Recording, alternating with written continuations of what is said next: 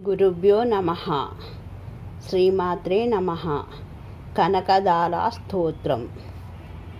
వందే వందారు మందార మిందిరానందకందలం అమందానంద సందోహ బంధురం సింధురాననం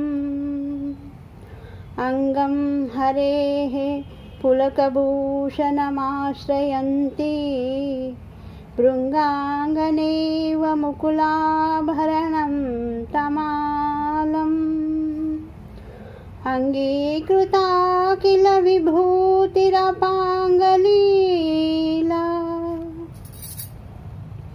మాంగళ్యదాస్తు మమ మంగళదేవతాయా.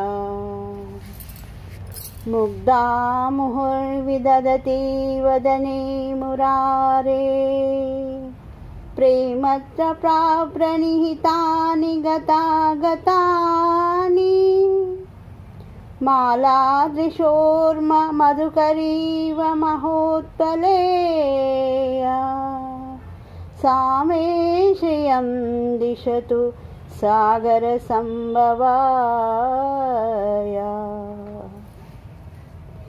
विश्वामरेन्द्र पदविभ्रमदानदक्षम् आनन्दहेतुरधिकं मुरविद्विषोऽपि ईशन्निषीदतु मयि क्षणमीक्षणार्धम् इंदीवरोदर सहोदर मिन्दिराया.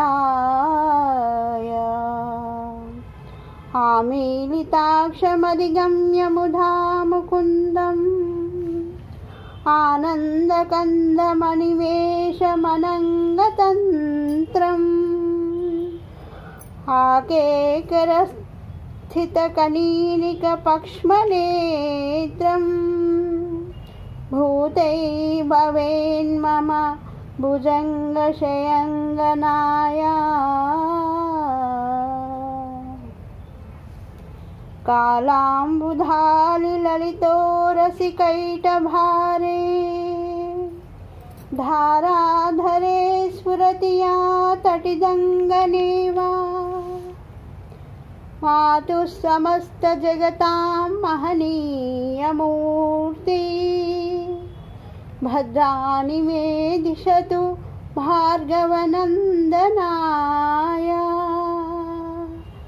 बाहान्तरे मधुजितश्रितकौस्तुभेया हारावलीव हरिनीलमयी विभाति. कामप्रधा भगवतोऽपि कटाक्षमाला कल्याणमावहतु मे कमलालयाया. प्राप्तं पदं प्रथमथ खलु यत्प्रभावात् माङ्गल्यभाजि मधुमातिनि मन्मथेन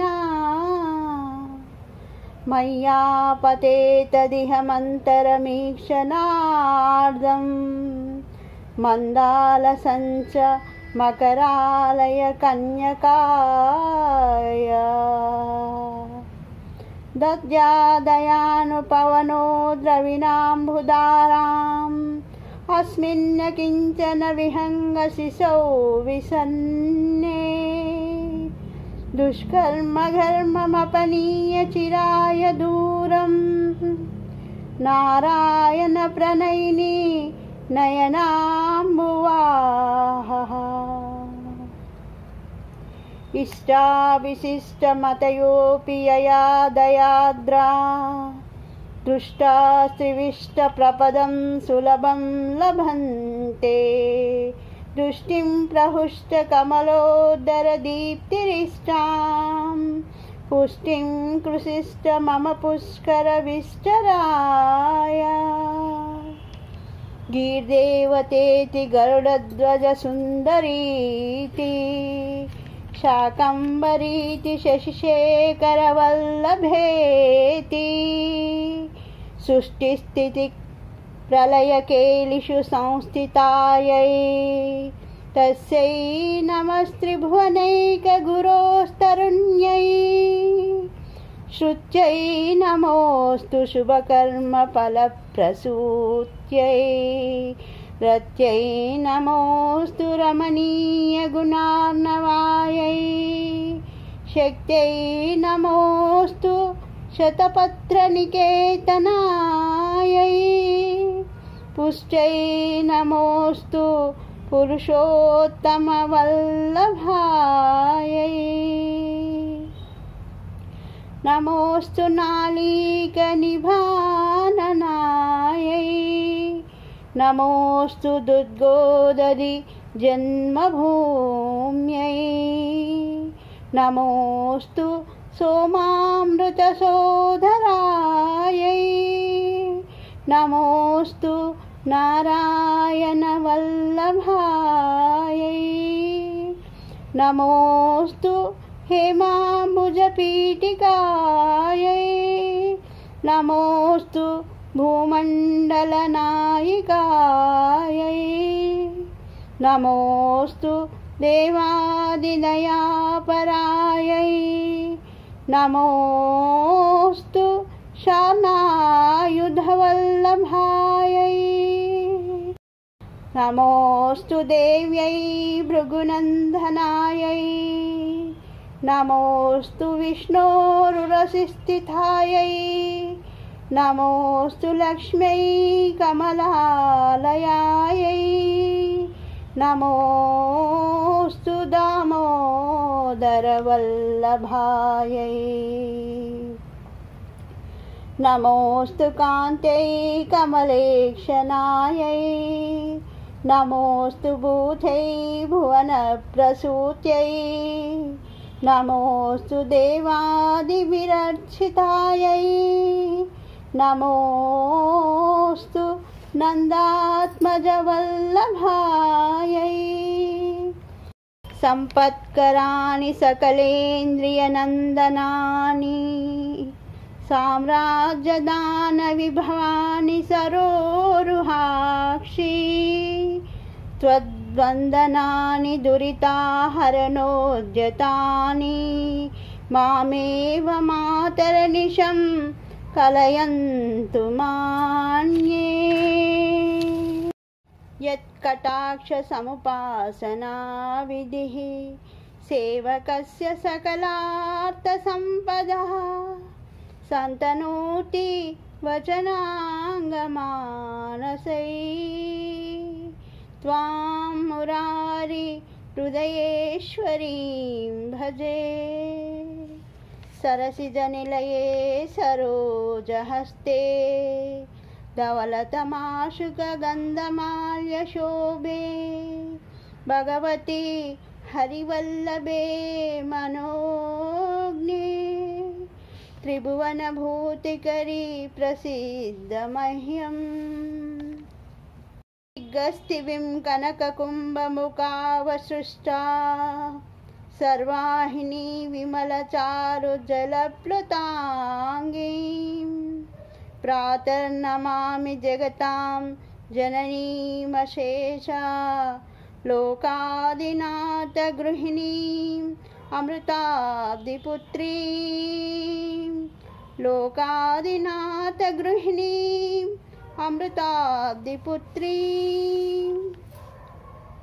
कमले कमलाक्षवल्लभे त्वं करुणापूरतरङ्गितैरपाङ्गैः अवलोकय मामकिञ्चनानां